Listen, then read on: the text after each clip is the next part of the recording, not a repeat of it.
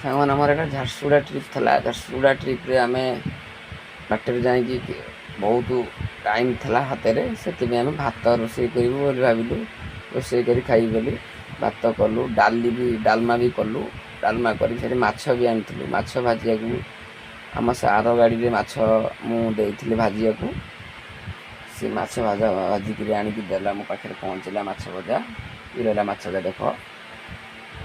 ବାକି ରହିଲା ଖାଇବାକୁ ବସିକି ପୁଣି ଜୋର ହେଉଥିଲା। ଭାତ, ଡାଲମା, ମାଛ ଭଜା ଆଉ ଆମ୍ବୁଲକୁ ତେନ୍ତୁଲି ଆଉ ଲଙ୍କା ରସୁଣ ପକାଇ ତାକୁ ଚକଟିଥିଲୁ ଭଲେଇକିରି। ତାପରେ ଖାଇବା ଆରମ୍ଭ କଲୁ। ଖାଇବାଟେ ଭଲ ଟେଷ୍ଟ ହେଇଥିଲା। ଆଉ ଆପଣମାନେ ଆଗ ଥରକୁ ଯଦି ଏବେ ଖାଇବେ, ମୁଁ ରାନ୍ଧିବି, କମେଣ୍ଟରେ କହିବେ। ତାପରେ ଖିଆ ଚାଲିଥିଲା। ଖିଆ ବହୁତ ଗରମ ବି ଲାଗୁଥିଲା। ଗରମ ତଥାପି ଧୀରେ ଧୀରେ ଆମେ ଆମ ଖାଇବା ଶେଷ କଲୁ। ଶେଷ କରିସାରି ପୁଣି ବାହାରିଲୁ ଯିବା ପାଇଁ ଝାରସୁଗୁଡ଼ା। ବାଟରେ ଖୁଣ୍ଟୁଣି ବାଟ ଦେଇ ଖୁଣ୍ଟୁଣି ପାଖାପାଖି ଯାଉଥିଲୁ।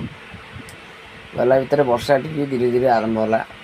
ପ୍ରବଳ ଆଗକୁ ବର୍ଷା ଲାଗୁଥିଲା ହେବ ବୋଲି, ଦେଖିଲା ବେଳକୁ ପୁଣି ବର୍ଷା ବି ହେଲା। ଏତେ ଜୋର ବର୍ଷା ହେଲା ଯେ କହିଲେ ନ ସରେ।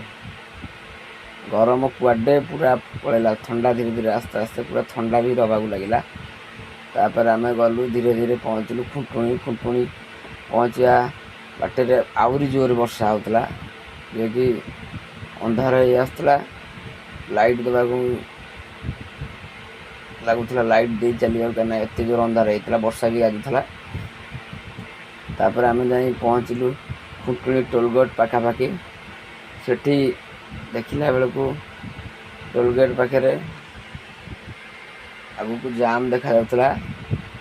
ବାଧ୍ୟ ହେଇ ଟୋଲଗେଟ୍ ପାଖରେ ପହଞ୍ଚିଲା ବେଳକୁ ଦେଖିଲା ବେଳକୁ ସେଠି ଗୋଟେ ଗାଡ଼ି, ତା'ର କ'ଣ ଫାଷ୍ଟ୍ୟାଗ୍ ପ୍ରୋବ୍ଲେମ୍ ହେଇଥିଲା। ସେଠି ପୁଣି ସେ ଗାଡ଼ିର 15 ମିନିଟ୍ ଖଣ୍ଡେ ଛିଡ଼ା ହେଲା ପରେ ଅଟୋମେଟିକ୍ ସେ ଗାଡ଼ି ହେଇଗଲା, ତା'ର ଫାଷ୍ଟ୍ୟାଗ୍ ଓକେ ହେଇଗଲା। ତାପରେ ଆମେ ସେଠୁ ଟୋଲଗେଟ୍ ପାସ୍ କରିକି ଆସିଲୁ। ଆସିଲା ପରେ ବାଟରେ ପୁଣି ଏତେ ଜୋର ବର୍ଷା ହେଉଥିଲା ଯେ କି ବାଟ ବି ଦେଖାଯାଉନଥିଲା। ୱାଇପର୍ ଚଲେଇଲା ପରେ ବି କିଛି ଜଣାପଡ଼ୁନଥିଲା ରାସ୍ତା କୁଆଡ଼େ, ଏତେ ଜୋର ବର୍ଷା ହେଉଥିଲା। ବର୍ଷା ମାନେ ଭୀଷଣ ବର୍ଷା। ତାପରେ ଆମେ ଆଗରେ ଯାଇ ଚାହା ପିଇବାକୁ, ପାଣି ଟିକେ ବି ଖୋଜିକି ଗୋଟେ ଢାବାରେ ଲଗେଇଲୁ।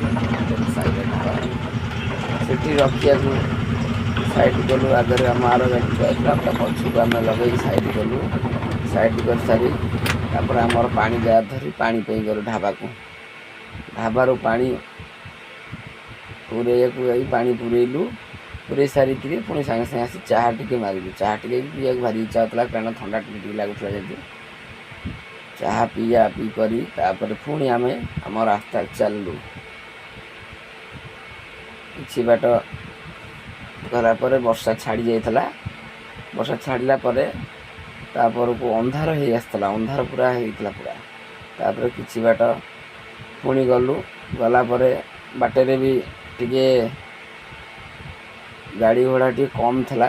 ତାପରେ ଆମେ ଆରାମସେ ଯାଇକିରି ସାଇ ଢାବା, ଆଉ ଗୋଟେ ସାହୁ ଢାବା ରେଢ଼ାଖୋଲ ପଛକୁ ଲଗେଇଲୁ ଖାଇବା ପାଇଁ। ସକାଳର ଖାଇବା ଯେଉଁ ଥିଲା, ତାପରେ ଆମେ ଏକ୍ସଟ୍ରା ଖାଲି ସେଉ ଭଜାକୁ ଚକଡ଼ିକିରି ଲଙ୍କା ଲଙ୍କା ଦେଇ ରଖିଥିଲୁ। ତାପରେ ଖାଇଲୁ, ଭଲ ବି ଟେଷ୍ଟ ଥିଲା। ଖରାବେଳ ହେଲେ ବି ରାତିରେ ଯେଉଁ ଖାଦ୍ୟଟା ଟେଷ୍ଟ ଥିଲା। ତାପରକୁ ନିଦ ବି ଟିକେ ଟିକେ ମାଡ଼ୁଥିଲା, ବାଧ୍ୟ ହୋଇ ସେଇ ଢାବାରେ ଲଗେଇ ଶୋଇବାକୁ ଚେଷ୍ଟା କଲୁ, ଶୋଇଲୁ। ଜୟ ଜଗନ୍ନାଥ। ଆମେ ବି ଶୋଉଛୁ, ଆପଣମାନେ ଶୋଇପଡ଼ନ୍ତୁ, ନିଦ ବି ଭୀଷଣ ଲାଗୁଛି। ଜୟ ଜଗନ୍ନାଥ, ଜୟ ଗୁରୁ ଗୋରଖନାଥ।